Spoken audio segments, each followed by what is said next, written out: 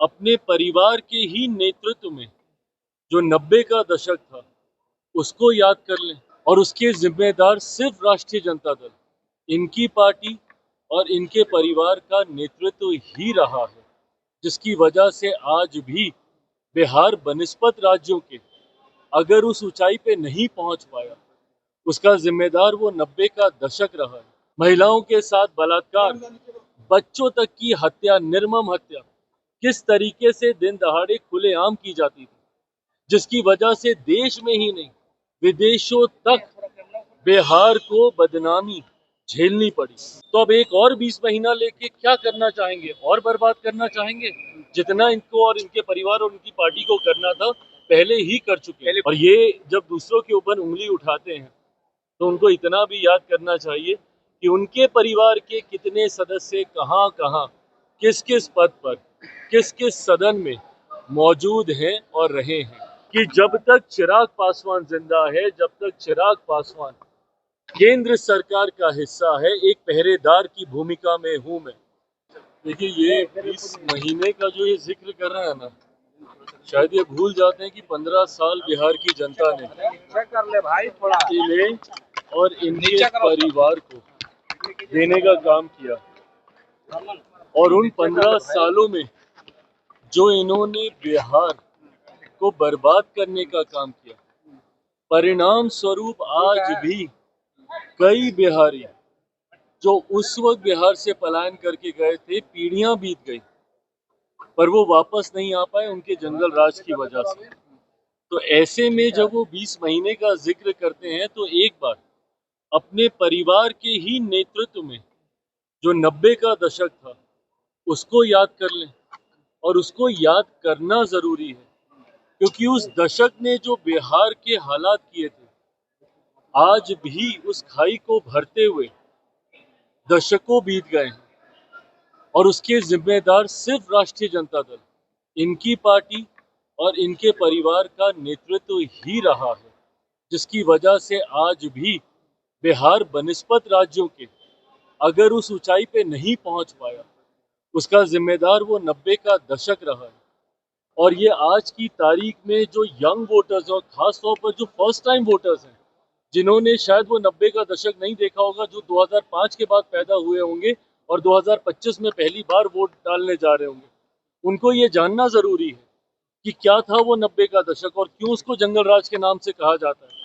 किस तरीके से लूट मार, हत्या, अपहरण, डकैती, महिलाओं के साथ बलात्कार, बच्चों तक की हत्या, निर्मम हत्या किस तरीके से दिन दहाड़े खुलेआम की जाती थी, जिसकी वजह से देश में ही नहीं विदेशों तक बिहार को बदनामी झेलनी पड़ी, जिसकी वजह से आज भी बिहार और बिहारियों को एक गलत दृष्टि से देखा जाता है दूसरे राज्यों में, दूसरे देशों में। तो उसके जिम्मेदार तो यही रहे थे। तो अब एक और 20 महीना लेके क्या करना चाहेंगे? और बर्बाद करना चाहेंगे? जितना इनको और इनके परिवार और उनकी पार्टी को करना था पहले ही कर चुके हैं। इलेक्टोरल रिवीजन हो रहा है बिहार में। तेजस्वी यादव कह रहे हैं कि लोकसभा में क्यों नहीं करवाया गया था इन सब चीजों को, विधानसभा में क्यों हो रहा है ये सब? रिप्रेजेंटेशन ऑफ पीपल्स एक्ट के तहत 1950 इसके तहत ये प्रोसेस समय समय पर अपनाया जाता है और इसको अपनाना भी जरूरी है, ताकि इसकी आड़ में जो फर्जीवाड़ा होता है, कई बार हम लोग देखते हैं कि अगर किसी का निधन हो गया, उसके नाम भी इसमें वोटर लिस्ट में डला होता है, जिसकी वजह से जो सही मतदाता है, जो वोटर है, वो अपना वोट नहीं डाल पाता है। ऐसे में इस प्रक्रिया को और ट्रांसपेरेंट करने की सोच के साथ समय समय पर इस प्रोसेस को अपनाया जाता है। और जिनको इस प्रोसेस से चिंता हो रही है, उनको डर पहले से ही है अपनी हार का, और वो लोग पहले से ही बहाना ढूंढने का प्रयास कर रहे हैं कि नवंबर में जब रिजल्ट आएंगे तो इनको कोई ना कोई तो बहाना चाहिए। भाई, ईवीएम का बहाना कितनी बार ये लोग अपनाएंगे?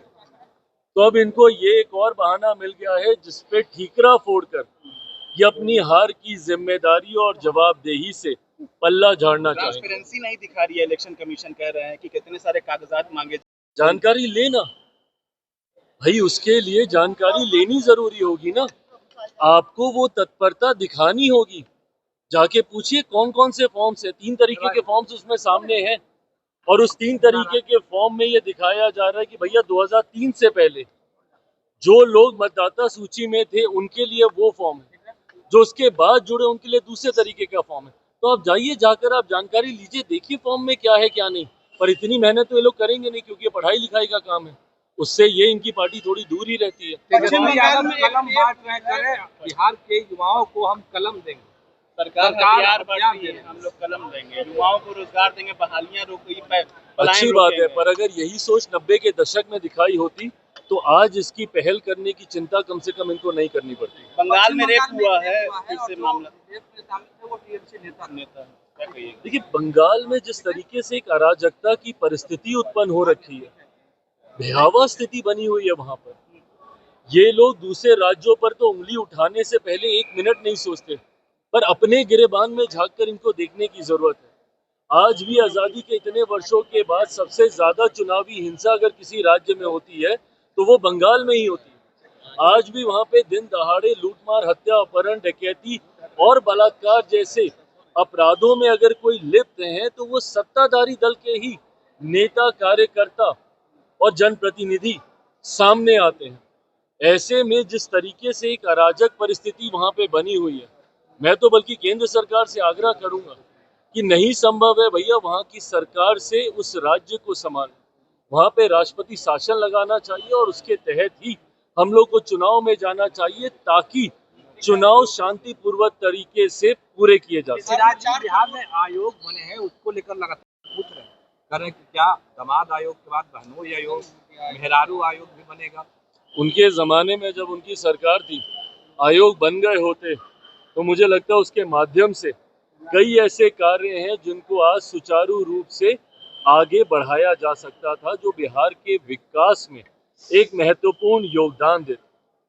और ये जब दूसरों के ऊपर उंगली उठाते हैं तो उनको इतना भी याद करना चाहिए कि उनके परिवार के कितने सदस्य कहाँ कहाँ, किस किस पद पर, किस किस सदन में मौजूद हैं और रहे हैं। वो तो उस परिवार से आते हैं कि जब अगर उनके पिता को जेल जाना पड़ता है तो उनकी माता जी को मुख्यमंत्री बनाया जाता है। वो किस कानून के तहत हुआ था किसी को नहीं पता। बट बहरहाल, मैं ये मानता हूं कि अंतोगत्वा आपकी काबिलियत ही आपको आगे लेकर जाती है।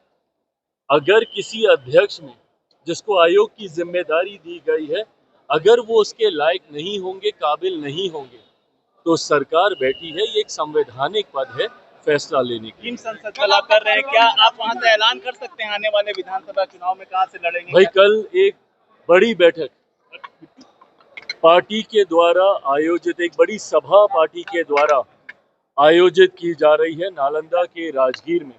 जैसा मैंने कहा कि हम लोग अलग अलग संभाग के कुछ जिलों को एकत्रित कर कर हम लोग ऐसी बड़ी सभा का आयोजन कर रहे हैं। कल बहुजन भीम संवाद है।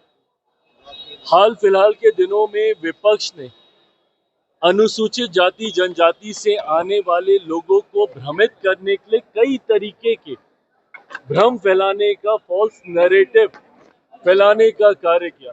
लोकसभा के चुनाव के दौरान भी आप सब ने देखा होगा कि किस तरीके से आरक्षण समाप्त कर दिया जाएगा, संविधान की हत्या कर दी जाएगी। ये तमाम बातें, झूठी बातें लोकसभा चुनाव के दौरान भी इन लोगों ने फैलाने का काम किया। इन बातों का असर उत्तर प्रदेश जैसे राज्यों में हम लोग को देखने को भी मिला। ऐसे में भविष्य में चुनाव के दौरान फिर विपक्ष प्रयास करेगा इस तरीके के भ्रम को फैलाने का। किसी तरीके का भ्रम ना फैले, और इस बात को सुनिश्चित करने के लिए कि जब तक चिराग पासवान जिंदा है, जब तक चिराग पासवान केंद्र सरकार का हिस्सा है, एक पहरेदार की भूमिका में हूं मैं। समाज के अनुसूचित जाति जनजाति, पिछड़ा, अति पिछड़ा, वंचित वर्ग से आने वाले लोगों के लिए, अल्पसंख्यक वर्ग से आने वाले लोगों के लिए एक पहरेदार की भूमिका में मैं और मेरी पार्टी है। और जब तक हम लोग वहां पे मौजूद हैं, ना आरक्षण को किसी तरीके का कोई खतरा है, ना संविधान को किसी तरीके का कोई खतरा है। इस वर्ग में पुनः ये विश्वास दिलाने की सोच के साथ कल नालंदा के राजगीर में इस सभा का आयोजन किया जा रहा है। बड़ी संख्या में वहां पर लोगों की उपस्थिति होगी, जिसके माध्यम से हम लोग अपनी बातों को बिहार फर्स्ट, बिहारी फर्स्ट को घर घर तक पहुंचाने का कार्य करेंगे।